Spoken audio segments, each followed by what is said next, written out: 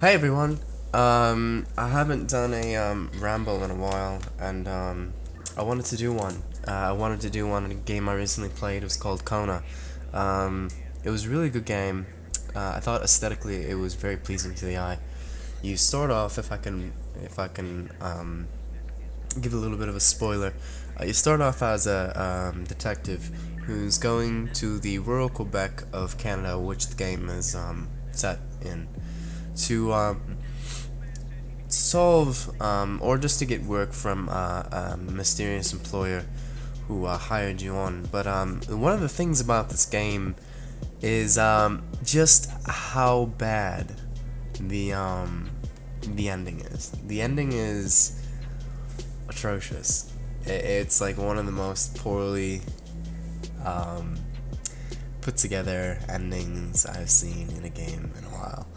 Um, so this game sort of perplexes me because I don't understand why you would go, put all the work if the ending was gonna be really bad.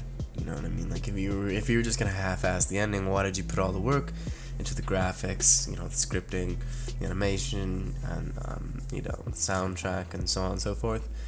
Um, just half-ass the ending. It was just so strange. I don't understand games that do this. They'll provide a great deal of tension that drives the story, and then when it comes to the moment where they have to deliver, they fall flat on their face because they don't really know where to take the story and how to wrap things up. So, like I said, it starts with you going to the rural Quebec of Canada to, you're a private investigator, and you're being hired by this guy named Hamilton, who is a wealthy philanthropist in the area. He owns a silver mine, and, the town isn't very happy with him right now because he's sort of like a shady businessman. Some people like him, it's divided 50-50.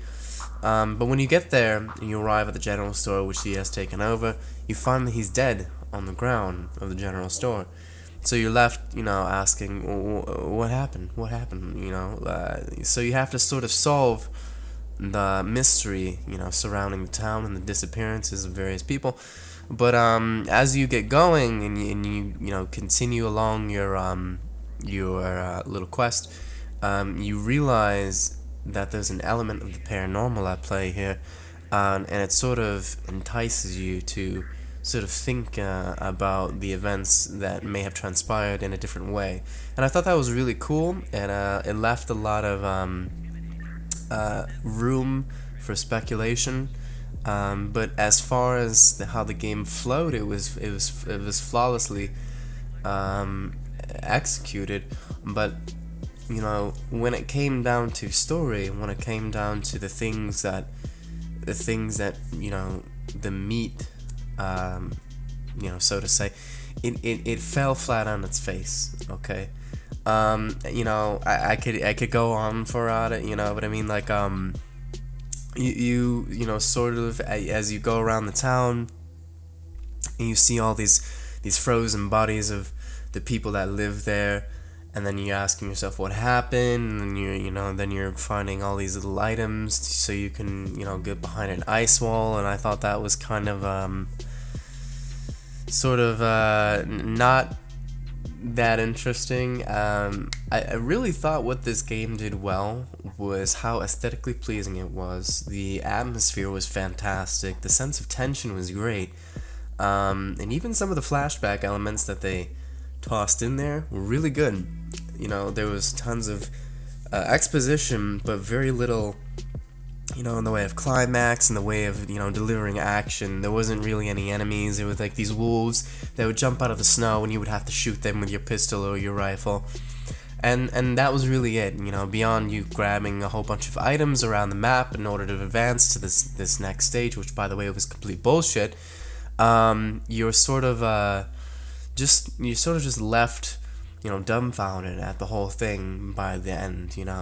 So it turns out, if I could spoil the ending, one of the people who you barely know, this doctor who was seeing this female patient who passed away, ended up becoming this supernatural entity or monster, the Wendigo. And as you advance past this ice wall, which is like what you're grabbing all these items around the town and digging through all these various houses in order to surpass, you get to this area that has this like frozen monster with like antlers and shit, and it's supposed to be him, and it all ends up and wraps up with like a really rushed together chase scene of the Wendigo chasing you to this dock, and then you getting on a boat, and then you just going away. So the thoughts on the game, if I had to rate it, 1 to 10, I'm probably gonna fall, on a 4, because and those 4 points, by the way, were earned through, the game's design, the game's development, the game's exposition, and even though I wasn't fond of the narrator because of how old he sounded like he was in his 60s, he was still really good. It was still very well put together.